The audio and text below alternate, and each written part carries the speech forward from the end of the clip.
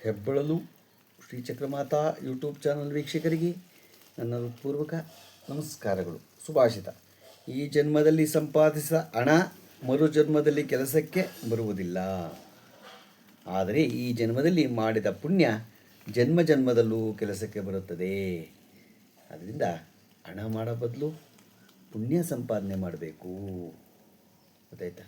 ಹಣ ನಾವೆಷ್ಟೇ ಸಂಪಾದನೆ ಮಾಡಿದ್ರು ಈ ಜನ್ಮದಲ್ಲೇ ಅದು ಕಳ್ಕೊಂಬಿಡುತ್ತೆ, ಎಲ್ಲೇ ಹೊರಟೋಗುತ್ತೆ, ತಿರ್ಗಾ ಬರಲ್ಲ ಅದು. ಆದರೆ ಪುಣ್ಯ ಮಾತ್ರ ಎಲ್ಲ ಜನ್ಮದಲ್ಲೂ ಅದು ಕೆಲಸಕ್ಕೆ ಬರುತ್ತೆ. ಇವತ್ತು ನಾವು ದಿನಪಂಚಾಂಗಕ್ಕಿಂತ ಮುಂಚೆ ಗೂಬೆಯೇ ಏಕೆ ಲಕ್ಷ್ಮೀದೇವಿಗೆ ವಾಹನ ಅನ್ನೋದ್ರ ಬಗ್ಗೆ ತಿಳ್ಕೋಣ. ಎಲ್ಲರೂ ಪೂಜಿಸುವ ದೇವಿ ಲಕ್ಷ್ಮಿಗೆ ಗೂಬೆಯನ್ನೇಕೆ ವಾಹನ ಮಾಡಿಕೊಂಡಳು? ಲಕ್ಷ್ಮೀದೇವಿ ವಾಹನದ ಗೂಬೆ. ಇದರಲ್ಲೊಂದು ಆಳವಾದ ಅರ್ಥವಿದೆ. ಅದೇನು ಅಂತ ನಿಮಗೆ ಗೊತ್ತಾ? ಹಾಗೆ ಇತರ ದೇವತೆಗಳ ಪ್ರಾಣಿಗಳ ಅರ್ಥ ಗೊತ್ತು. ಪ್ರತಿಯೊಂದು ದೇವರಿಗೂ ಒಂದಲ್ಲ ಒಂದು ಪ್ರಾಣಿಯನ್ನು ದೇವತೆಯನ್ನಾಗಿ ಚಿತ್ರೀಕರಿಸಲಾಗಿದೆ. ಹಾಗೆ ಲಕ್ಷ್ಮೀದೇವಿಗೆ ವಾಹನದ ಗೂಬೆಯೇ ಏಕೆ ಈಕೆ ವಾಹನ. ಗೂಬೆ ಕತ್ತಲಲ್ಲಿ ಇರುತ್ತದೆ, ಹಗಲಲ್ಲಿ ಕಾಣಿಸಿಕೊಳ್ಳುವುದಿಲ್ಲ, ಕತ್ತಲಲ್ಲಿ ಸಂಚರಿಸುತ್ತದೆ. ಹೀಗಾಗಿ ಅದು ಒಂದು ಕಡೆಯಿಂದ ಇನ್ನೊಂದು ಕಡೆಗೆ ಯಾವಾಗ ಹೇಗೆ ಹೋಗುತ್ತದೆ ಎಂಬುದು ಗೊತ್ತೇ ಆಗೋದಿಲ್ಲ. ಲಕ್ಷ್ಮಿಗೆ ಬೇಕಾದದ್ದು ಇದೇ ವಾಹನ. ಈಕೆ ಕೂಡ ಹಾಗೆ ಎಲ್ಲಿಂದ ಎಲ್ಲಿಗೆ ಸಂಚರಿಸ್ತಾಳೋ ಗೊತ್ತೇ ಆಗೋದಿಲ್ಲ. ಲಕ್ಷ್ಮಿ ಅನಿರೀಕ್ಷಿತ. ಇಂದು ಇದ್ದಾಳೆ, ನಾಳೆ ಇರುತ್ತಾಳೆ ಎನ್ನಲಾಗುವುದಿಲ್ಲ. ಹೀಗಾಗಿ ಲಕ್ಷ್ಮಿಗೆ ಗೂಬೆ ವಾಹನ. ಜೊತೆಗೆ ಗೂಬೆಯ ದೊಡ್ಡ ಉರುಟಾದ ಕಣ್ಣುಗಳು ಚಿನ್ನದ ಉರುಟಾದ ನಾಣ್ಯಗಳನ್ನು ನೆನಪಿಸುತ್ತದಲ್ಲವೇ? ತುಂಬ ಹಿಂದಿನ ಕಾಲ, ಈಗಿನ್ನೂ ಪ್ರಾಣಿಗಳ ಸೃಷ್ಟಿ ಆಗಿರಲಿಲ್ಲ.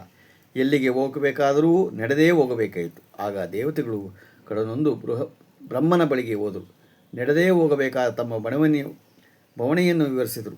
ಏನು ಮಾಡುವುದು ಎಂದು ಬ್ರಹ್ಮನಿಗೆ ಗೊತ್ತಾಗಲಿಲ್ಲ. ಏನು ಮಾಡೋಣ ದೇವಿ ಎಂದು ಶಾರದೆಯನ್ನು ಕೇಳಿದ. ಜ್ಞಾನದ ಅಧಿದೇವತೆಯಾದ ಆಕೆ ಹೇಳಿದಳು, ನೀನು ಪ್ರಾಣಿಗಳನ್ನು ಸೃಷ್ಟಿಸಿ ಅವುಗಳನ್ನು ವಾಹನಗಳಲ್ಲಾಗಲಿ ಹಾಗೆ ಮುದ್ದು ಮಾಡುವುದಕ್ಕೂ ಅವು ಒಂದಾಗುವಂತಿರಲಿ. ಹಾಗೆ ಬ್ರಹ್ಮ ಪ್ರಾಣಿಗಳನ್ನು ಸೃಷ್ಟಿಸಿದ. ಅವುಗಳಲ್ಲಿ ಒಂದೊಂದು ದೇವತೆಯ ವಾಹನಗಳಿದ್ದವು. ಹೀಗೆ ಲಕ್ಷ್ಮಿಗೆ ಬಂದದ್ದು ಗೂಬೆ, ಬ್ರಹ್ಮನಿಗೆ ಹಂಸ, ಮಹಾವಿಷ್ಣುವಿಗೆ ಗರುಡ, ಯಮನಿಗೆ ಮಹಿಷ, ಗಣಪತಿಗೆ ಇಲಿ, ಶಿವನಿಗೆ ನಂದಿ, ಪಾರ್ವತಿಗೆ ಸಿಂಹ, ಷಣ್ಮುಖನಿಗೆ ನವಿಲು, ಶನಿಗೆ ಕಾಗೆ ಇತ್ಯಾದಿ. ಬ್ರಹ್ಮನಿಗೆ ಏಕೆ ಹಂಸ? ಹಂಸಕ್ಕೊಂದು ವಿಶೇಷ ಶಕ್ತಿ ಇದೆ ಎನ್ನುತ್ತಾರೆ.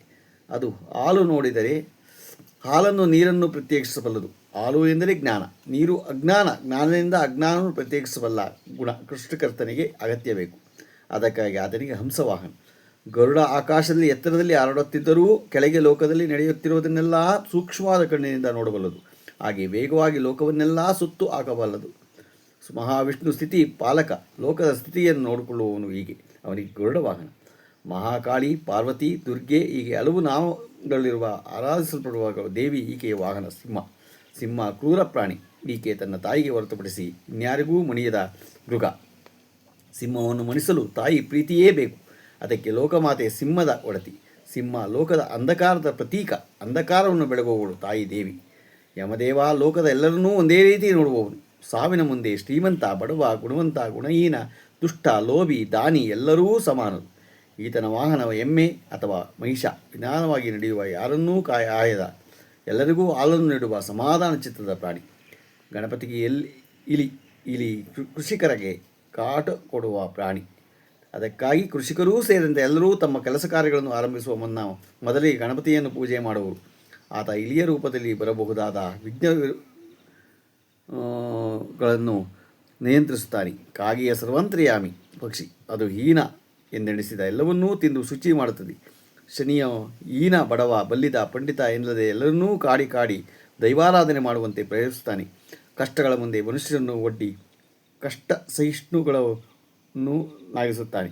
ಕಾಗೆ ಕಪ್ಪೆಂದು ತನ್ನನ್ನು ಎಲ್ಲರೂ ಈಗೆಳೆದರೂ ತಲೆ ಕೆಡಿಸಿಕೊಳ್ಳದೆ ತನ್ನ ಕೆಲಸ ತಾನು ಮಾಡುವ ಪಕ್ಷಿ ಶನಿ ಕೂಡ ಕಿರುಕುಳ ನೀಡುವ ಗ್ರಹ ಎಂದು ಎಲ್ಲರೂ ದೂಷಿಸಿದರೂ ತನ್ನ ಕರ್ತವ್ಯ ಬಿಡದೆ ಮಾಡುವ ದೇವತೆ. ಹೀಗಾಗಿ ಶನಿಗೆ ಕಾಗೆ ಸಂಗಾತಿ. ಗೊತ್ತಾಯ್ತಾ? ನಾವು ಯಾವ ದೇವರುಗಳ ಪ್ರಾಣಿ ವಾಹನ ಅನ್ನೋದ್ರ ಬಗ್ಗೆ ಈಗ ನಾವು ತಿಳ್ಕೊಂಡು, ಈಗ ನಾವು ದಿನಪಂಚಾಂಗವನ್ನು ನಾವು ತಿಳ್ಕೊಳ್ಳೋಣ. ದಿನಾಂಕ 15/9/2025 ಸೋಮವಾರ. ಶ್ರೀ ವಿಶ್ವಾವಸು ನಾಮ ಸಂವತ್ಸರ, ದಕ್ಷಿಣಾಯಣ, ಭಾದ್ರಪದ ಮಾಸ, ವರ್ಷ ಋತು ಕೃಷ್ಣಪಕ್ಷ. ತಿಥಿ ಅಷ್ಟಮಿ, ಬೆಳಿಗ್ಗೆ 6:22. ಇದು ಉಪರಿ 6:22 ಕಳೆದ ಮೇಲೆ ನವಮಿ ಬರುತ್ತೆ. ನಕ್ಷತ್ರ ಮೃಗಶಿರ, ಹಗಲು 11:36. ಮಳೆ ಉತ್ತರಾಭಾದ್ರ 1ನೇ ಪಾದ. ರಾಹುಕಾಲ 7:43ರಿಂದ 9:15. ಗುಳಿಕ ಕಾಲ 1:49ರಿಂದ 3:21. ಯಮಂಡ ಕಾಲ 10:46ರಿಂದ 12:18. ಇವತ್ತ್ಯಾರು ಹುಟ್ಟುಹಬ್ಬ ಆಚರಿಸ್ಕೊತಿದ್ರು, ಮದುವೆಯಾದ ದಂಪತಿಗಳು ವಾರ್ಷಿಕೋತ್ಸವ ಆಚರಿಸುವಂಥವ್ರಿಗೆ ನಮ್ಮ ಹೆಬ್ಬಳದೂರು ಶ್ರೀ ಚಕ್ರಮಾತಾ ಯೂಟ್ಯೂಬ್ ಚಾನಲ್ ಕಡೆಯಿಂದ ಶುಭಕಾಮನೆಗಳನ್ನು ತಿಳಿಸ್ತೀವಿ. ದೇವರು ಅವರಿಗೆ ಆಯಸ್ಸು, ಆರೋಗ್ಯ, ಐಶ್ವರ್ಯ ಎಲ್ಲ ಕೊಟ್ಟು ಕಾಪಾಡಲಿ ಅಂತ ಕೇಳ್ಕೊತೀನಿ. ನಮ್ಮ ಹೆಬ್ಬಳದೂರು ಶ್ರೀ ಚಕ್ರಮಾತಾ ಯೂಟ್ಯೂಬ್ ಚಾನಲ್ ಯಾರು ಸಬ್ಸ್ಕ್ರೈಬ್ ಆಗಿರು ದಯಮಾಡಿ ಸಬ್ಸ್ಕ್ರೈಬ್ ಆಗಿ, ಲೈಕ್ ಕೊಡಿ. ಇದು ನಿಮ್ಮದೇ ಚಾನಲ್ ಆಗಿರೋದ್ರಿಂದ ನಮ್ಮ ಲಿಂಕನ್ನು ಬೇರೆ ಗ್ರೂಪ್ಗಳಿಗೆ ಫಾರ್ವರ್ಡ್ ಮಾಡಿ. ನಮಸ್ಕಾರಗಳು, ನಮಸ್ಕಾರಗಳು, ನಮಸ್ಕಾರಗಳು.